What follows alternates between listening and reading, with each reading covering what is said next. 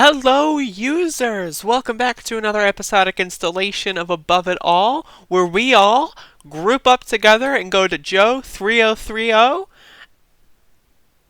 and also leave the record player on at night. Excuse me, the television. Wait, no, excuse me, the record player. I'm sorry, my apologies. So anyway, Joe Biden, enemy number one, as I've said. This guy, he's not going to make it.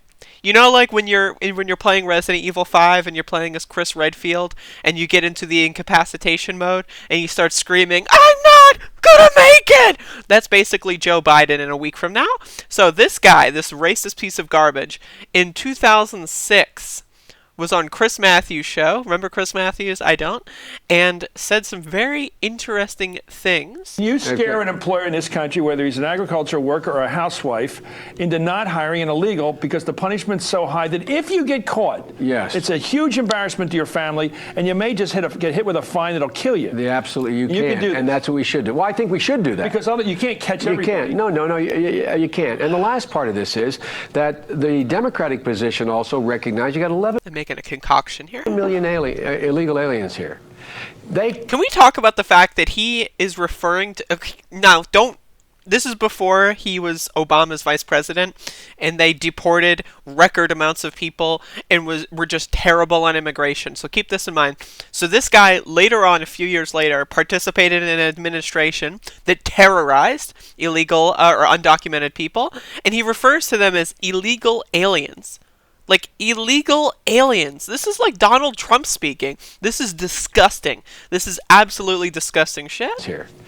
They have to have a way to earn their way into the deal. This is an amnesty. They're required to take 11 years' worth. They pay a fine. They got to learn to speak English. They got to pass tests. I like the English part. Yeah. I like the English part. By the way, if we want the prom... Jesus, this is... I remember when I was young, and my mom was very reactionary. She wasn't super into politics or stuff, but she would like hear stuff on the radio. And she was one of those people that was like, she worked at a grocery store. And she was one of those people that was like, someone came in and they didn't know how to speak English. And I had to deal with it. And I was like, my question to her at the time was like, and? Like, who cares? They're buying groceries. Like, what's the big deal? You know what I mean? But it's like, people, for whatever reason, just get super offended when someone doesn't know English and you're participating in society with them.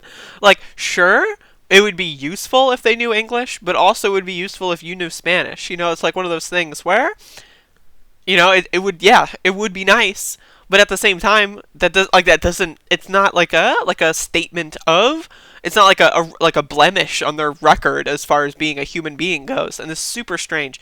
So and this is in 2006, so I do remember some of this context from when I was growing up. If we want the problems of Canada right now, keep encouraging people to keep their foreign language. English is going to unite this country potentially. It always has in the past. I can't think of a country that has 2 languages as their accepted languages that is doing all that well, including Switzerland and/or Canada. And it divides us. Yeah. You can't talk to each other. Anyway, thank you, Senator Joe Biden. It divides us. Anyway, so I just have one quick thesis on this video. We got one of these fuckers to retire. Let's just get the second one. Thank you for watching. No, but seriously though, like, it's one of those things where if Joe Biden didn't have the record under the Obama administration of being terrible on immigrants and rights of people that are undocumented, if that were the case, and this was just a clip and he was just buying into hysteria and just kind of being silly, but he had a record afterward of kind of like not participating in this kind of behavior, you can just say, oh, you know, it was just, he's evolved, he's whatever, he's better now. But you could, like, again, if you look at the record in the Obama administration, you can tell that these are the things that impacted that kind of philosophy that they had there.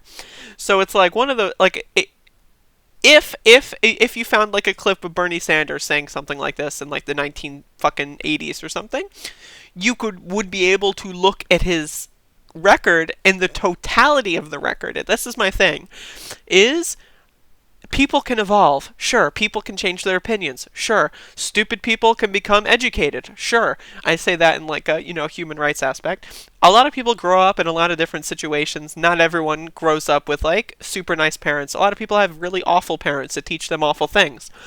but you have to look at the totality of someone's record, the totality of what they stand for, and that's the problem with Joe Biden. Like, you look at Bernie Sanders, and yeah, there's a few things I disagree with in Bernie Sanders' record, but that doesn't mean that the totality of his, it's not like one rotten apple ruins the bunch in that instance, you know what I mean?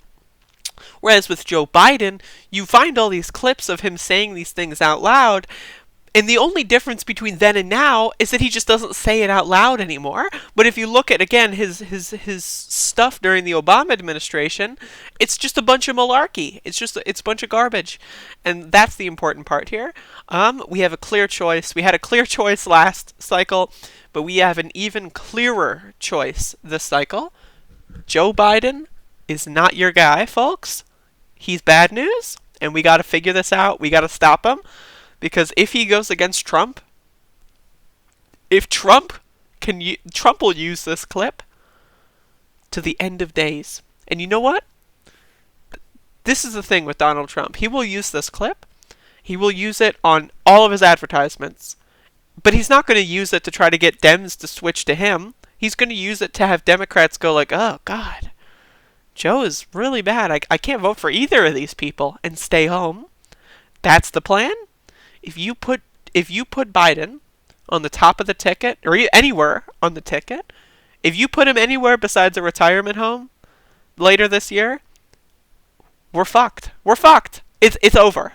If you live in Michigan, Washington, Idaho, whatever the fuck, you got to vote for Bernie Sanders. It is as clear as it's ever been.